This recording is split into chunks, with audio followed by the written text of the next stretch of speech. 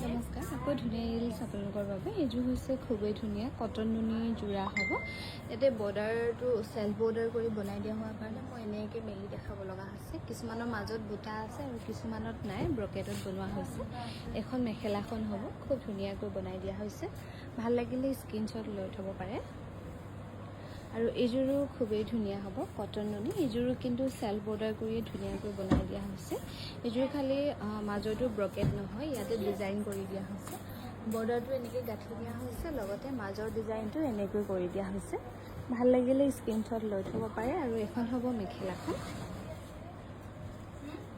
আৰু এইযোৰো খুবেই ধুনীয়া হ'ব। এইযোৰ খালি লেভেণ্ডাৰ কালাৰত হ'ব। এইযোৰো কিন্তু মাজৰটো ব্ৰকেট ডিজাইন হ'ব। বৰ্ডাৰটো এনেকৈ ডাবুলকৈ ধুনীয়াকৈ গাঁঠি নিয়া হৈছে।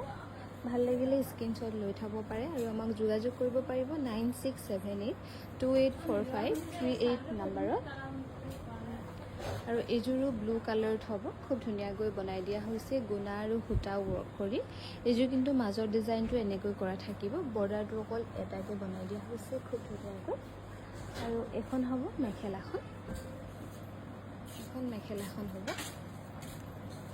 এইযোৰো খুবেই ধুনীয়া হ'ব, হোৱাইটো ৰেড, য়েল্লো, ব্লেক ধুনীয়াকৈ কৰি দিয়া হৈছে। ইয়াৰো মাজৰ ডিজাইনটো এনেকৈ কৰা থাকিব, লগতে মেখেলাখন থাকিব এখন।